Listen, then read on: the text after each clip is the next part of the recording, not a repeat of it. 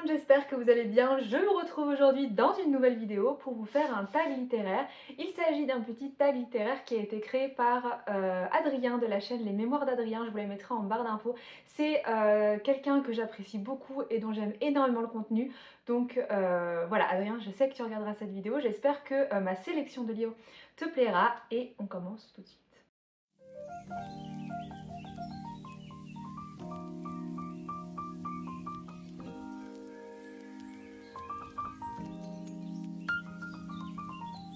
Le but de cette vidéo, c'est de créer sa bibliothèque idéale et de la partager avec vous à travers 20 questions et de vous présenter un livre différent pour ces 20 questions pour créer une bibliothèque idéale. On va commencer tout de suite par la première question qui est ton roman français préféré. Mon roman français préféré, c'est toujours, depuis toujours et à jamais je pense, Madame Bovary de Flaubert. J'adore le personnage de Madame Bovary, je la trouve à la fois touchante, à la fois forte et à la fois incroyablement vulnérable. C'est un personnage que je trouve redoutablement attachant. L'écriture de Flaubert, comme dans tous ses bouquins, est absolument magnifique. Je suis une très grande fan de Madame Bovary. Depuis que j'ai découvert ce roman quand j'étais au lycée, vraiment, elle m'a fascinée et c'est pour toujours mon roman français préféré.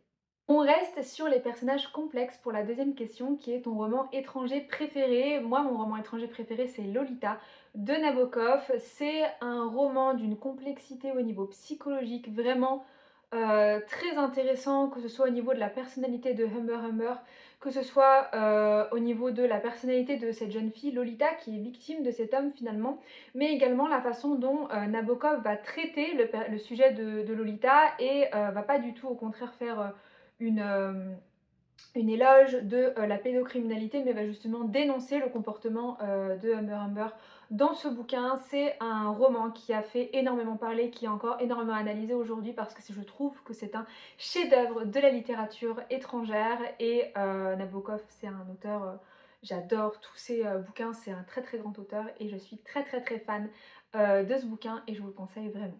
On va ensuite passer à la troisième question qui est le cadeau qui t'a le plus touché. Alors moi le cadeau littéraire qui m'a le plus touché, c'est pas forcément en raison de son contenu mais c'est en raison de sa couverture puisque je vous l'avais déjà expliqué dans une vidéo cadeau de Noël, le livre préféré de ma grand-mère c'était Jamais sans ma fille de Betty Mahmoudi qui est comme ceci, qui est l'histoire d'une femme qui se marie à un homme qu'elle aime beaucoup, qui va l'emmener en Iran et à partir du moment où elle va être en Iran, elle va être contrainte de rester à la maison, elle va avoir aucune liberté, il va vraiment l'ostraciser complètement, la mettre loin de sa famille et elle va décider de partir, mais elle ne partira pas sans sa fille. C'est un roman extrêmement touchant, c'est un roman incroyable que ma grand-mère adorait, donc j'ai récupéré l'exemple qui était dans la bibliothèque de ma grand-mère, sauf que ma grand-mère l'a acheté il y a énormément, il y a vraiment très très très longtemps et je peux vous dire que depuis que je suis petite, je la vois avec ce bouquin.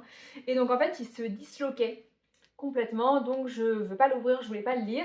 Et ma maman avait trouvé cette édition de Jamais sans ma fille, je crois dans une brocante et elle avait décidé de refaire la reliure avec du faux cuir, elle avait brodé Jamais sans ma fille là sur un petit écusson, elle avait mis des banderoles avec des petits cœurs brodés et ça m'a vraiment trop touchée qu'on puisse, que je puisse revoir ce livre qui est tellement important pour moi mais en belle édition avec une couverture totalement personnalisée par ma mère. Donc voilà, je sais qu'elle va regarder cette vidéo donc je te remercie beaucoup et c'est vraiment le livre qui m'a le plus touchée. On va rester dans le contemporain puisque on va parler du livre qui m'a fait le plus peur. Alors je lis pas beaucoup de romans d'horreur. J'aurais pu vous parler du dernier roman d'horreur que j'ai lu qui est Horror Store. Je me souviens plus de l'auteur mais je vous le mets ici. Mais j'avais plutôt envie de vous parler du premier roman d'horreur que j'ai lu et le premier qui m'a fait peur. Et ce n'est pas Les Chairs de Poule comme Adrien, c'est Shining de Stephen King. Je l'ai lu je pense à un âge où j'étais un peu trop petite. Je l'avais pris dans la bibliothèque de mon père. Et je me rappelle que je l'avais lu sous ma couette un soir et ça m'avait traumatisée. Après j'ai regardé le film mais j'ai trouvé que le film était bien moins traumatisant que le livre et vraiment ça m'a tellement choquée cette histoire dans cet hôtel. J'y pense encore vraiment pendant des nuits, j'en ai pas dormi donc c'est le bouquin qui m'a le plus traumatisée et d'ailleurs depuis je n'ai plus lu aucun Stephen King donc voilà. 5e question, ta biographie préférée? Eh bien, moi, ma biographie préférée, c'est la biographie sur Lucrèce Borgia de Fred Behrens, ou Behrens, je ne sais pas, qui est comme ceci. Je ne sais pas si vous pourrez le retrouver dans une édition peut-être un peu plus récente. C'est une édition que j'avais trouvée chez Emmaüs, donc c'est sur Lucrèce Borgia, de la grande famille Borgia d'Italie. On découvre dans cette biographie à quel point elle a eu une vie horrible, cette femme vraiment atroce. Et ça m'a vraiment fascinée. Je pense que j'ai un truc avec les personnalités féminines assez fortes et complexes. J'ai vraiment adoré l'histoire de cette femme. Je ne sais pas si c'était l'écriture de Fred Behrens en particulier ou si c'était l'histoire en elle-même, ça je pourrais pas vous dire. Mais en tout cas, si vous voulez vous intéresser à l'histoire de Lucrèce Borgia, je vous conseille vraiment cette biographie si vous arrivez à la trouver parce qu'elle est extraordinaire et extrêmement complète. On va passer à la 6e question qui est le livre qui vous a fait pleurer. Moi c'est un livre que j'ai lu récemment, il s'agit de Marina de Carlos Ruiz Zafón. Je vous en ai parlé dans un récent bilan lecture, je crois il y a 1 ou 2 mois.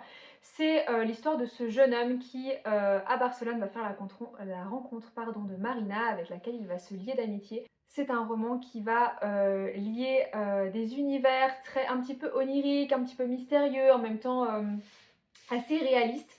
Et le personnage de Marina est très intéressant, sa relation avec ce jeune garçon est extrêmement touchante aussi, et vraiment, c'est un livre qui m'a pris aux tripes, j'ai pleuré toutes les larmes de mon corps à la fin, et j'aurais trop envie de le relire parce qu'il était merveilleux. Je vous conseille vraiment de manière générale toute la bibliographie de Carlos Ruiz Zafón parce que je trouve que c'était un auteur absolument formidable, mais en particulier Marina, parce que c'est ce qui m'a, je pense que c'est le livre de sa bibliographie qui m'a le plus touchée. 7e question, le livre que vous avez détesté. Alors moi il s'agit de Maquillée de Daphné B. C'est un essai qui s'appelle Essai sur le monde et ses phares. C'est un essai qui va parler du monde du maquillage, du monde de la beauté de manière générale. Je l'ai pas aimé parce que je trouvais que le sujet était survolé, 2 qu'elle faisait des raccourcis sur des sujets avec... En fait elle mêlait un peu de son avis avec des infos qui n'étaient pas forcément très vérifiées. Il y avait aussi beaucoup de jugement, je trouve, dans son essai, donc j'ai pas du tout aimé ce livre. Je vous mettrai en barre d'infos ma vidéo dans laquelle je parle de ce livre si vous voulez plus d'informations et que je vous parle ça de manière un peu plus précise, mais j'ai vraiment détesté ce roman, c'est horrible, j'ai vraiment pas du tout aimé, je suis désolée pour l'autrice, mais j'ai détesté. 8e question, la pièce de théâtre que tu préfères. Moi il s'agit de Balancer mes cendres sur Mickey de Rodrigo Garcia, je vous mettrai l'image juste ici.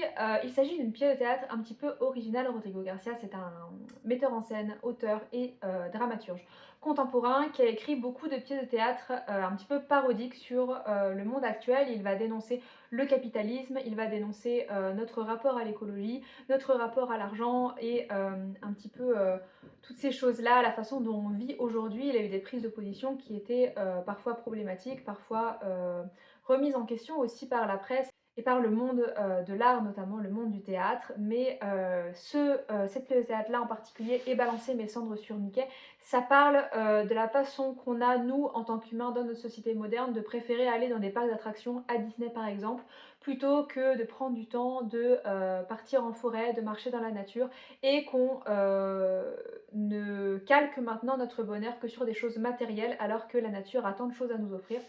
Donc c'est une pièce de théâtre que j'ai lue il y a très longtemps puisque j'étais alors qu'en seconde, c'était en 2012, donc ça fait un petit peu moment. Mais j'ai gardé cette pièce de théâtre là et j'aime beaucoup. Ils sont un peu durs à trouver aujourd'hui, les livres de Rodrigo Garcia, mais je vous invite, si jamais vous les trouvez, à les lire parce que c'est des pièces de théâtre très intéressantes et qui posent des vraies questions sur notre manière de vivre. On reste un petit peu dans le même thème avec la question suivante qui est votre recueil de poésie préféré. Moi depuis toujours et pour toujours je pense, c'est Les Fleurs du Mal de Baudelaire. J'adore Baudelaire, j'adore son style à la fois torturé mais c'est redoutablement bien écrit. C'est incroyablement romantique, c'est en même temps, il y a une sensualité dans son écriture qui est incroyable et j'adore Baudelaire, donc ce sera pour toujours Les Fleurs du Mal. 10e question, le livre qui vous a fait le plus rire. Alors il s'agit du livre La Longue Marche des Dindes, je vous le mets juste ici parce que je l'ai mis dans une boîte à livres, même si je l'ai beaucoup apprécié.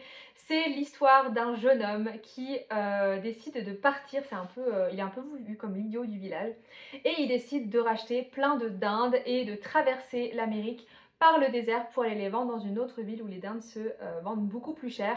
C'est un roman jeunesse, c'est écrit de manière très très légère, en fait c'est écrit comme le personnage parle. Donc il y a une façon d'écrire qui est un peu abrupte et c'est extrêmement drôle, il lui arrive plein de péripéties mais en même temps il est d'une naïveté déconcertante, vraiment ça m'a fait hurler de rire ce bouquin, j'ai beaucoup aimé, donc je vous le conseille. 11e question, le livre qui vous a fait le plus lire cette fois, eh bien c'est la trilogie du Seigneur des Anneaux de Tolkien.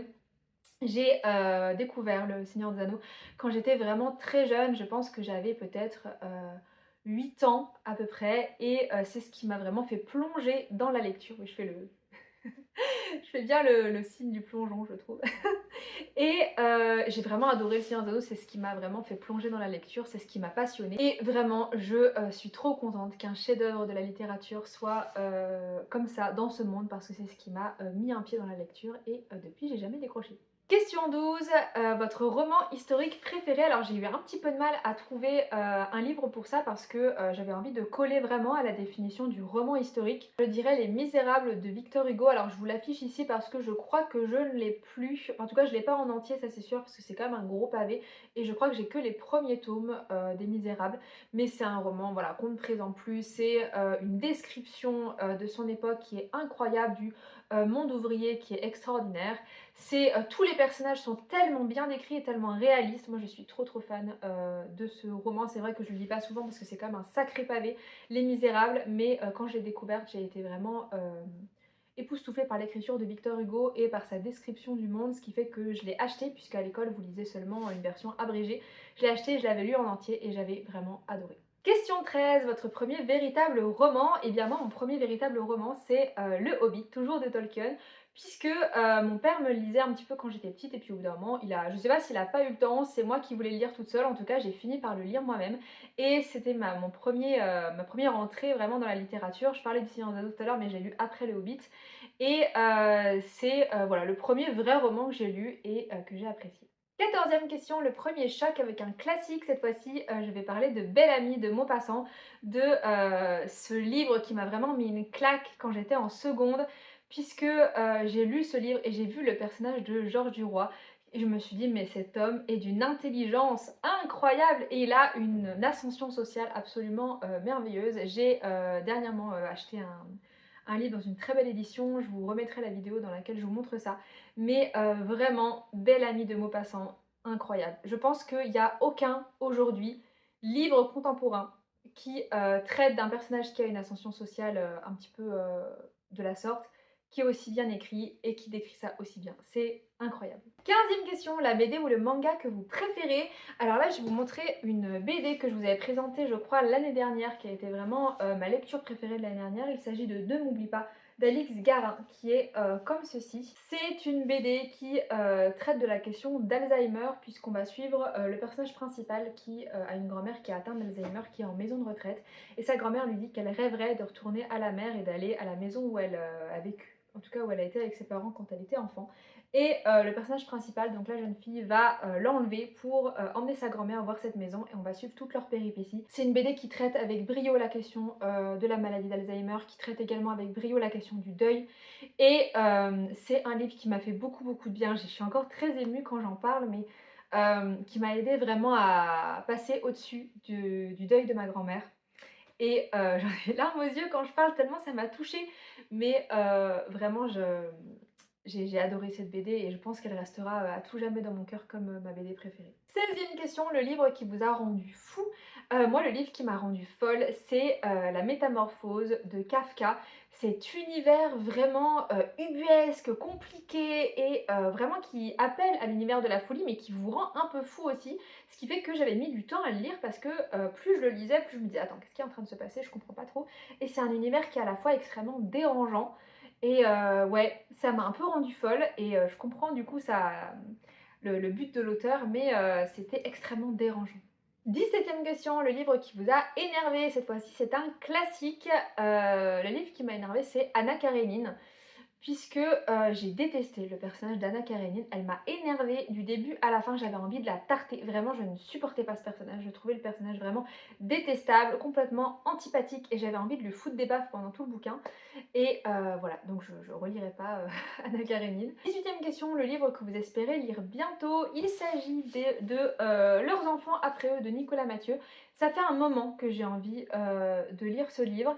Je vous le présente dans plusieurs piles à lire, etc. Mais là, il faut vraiment que je me mette un coup de pied aux fesses puisque le 15 novembre, je vais voir le film en avant-première avec l'équipe du film. Et on va pouvoir parler justement de cette différence entre le livre et le film. Je vais vraiment pouvoir faire la comparaison en regardant le film, en ayant déjà lu le livre. Et je me disais que je pourrais vous faire justement une vidéo par rapport à ça. Donc il faut vraiment que je lise jusqu'au 15 novembre. On est le 1er novembre, donc j'ai 15 jours en plus de tous les livres que je suis en train de lire. Donc il faut que je me dépêche. 19e question, le livre qui mériterait d'être plus connu. Alors celui-là, je l'ai ramené. Il s'agit de La perle et la coquille de Nadia Hashimi. Ça se passe en Afghanistan et on est à Kaboul en 2008. Et les femmes ont de moins en moins de droits. Si Nadia Hashimi avait su ce qui allait arriver quand elle écrivait ce livre, je pense qu'elle serait tombée de sa chaise. Mais en tout cas, déjà en 2008, les femmes en Afghanistan avaient zéro possibilité, zéro droit. C'était encore c'était déjà à l'époque très très compliqué. Et il y avait la possibilité en fait pour les jeunes filles avant leur mariage, avant l'âge plutôt de la maturité, de se travestir en garçon. On appelle ça les bâches à poche. Et donc on va suivre cette petite jeune fille qui va se déguiser en garçon et qui va vivre comme un garçon pendant plusieurs années. Et ça vous montre un petit peu une partie de la condition féminine en Afghanistan dans les années 2000, mais également c'est un conte familial absolument magnifique. Moi c'est un de mes livres préférés, c'est un livre que je continue à offrir régulièrement à Noël, aux anniversaires, parce que je sais que c'est un livre qui est universel et je vous le conseille vraiment. Enfin, 20e et dernière question, c'est le livre que vous avez lu grâce à votre moitié. Si vous n'avez pas de moitié, ça peut être votre ami, votre frère, votre tante, ce que vous voulez.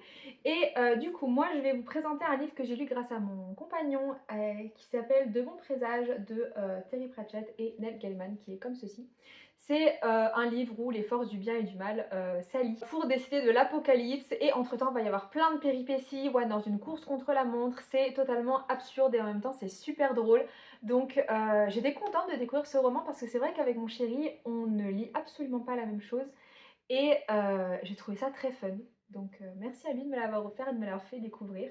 Et voilà, c'est la fin de ce petit tag, j'espère qu'il vous aura plu. N'hésitez pas à me dire en commentaire vos réponses à ces questions-là ou de faire une vidéo. Vous pouvez taguer les mémoires d'Adrien quand vous faites cette vidéo, je pense que ça lui fera plaisir que la vidéo soit reprise. En attendant, je vous souhaite de très belles lectures et je vous dis à bientôt pour une prochaine vidéo. Salut!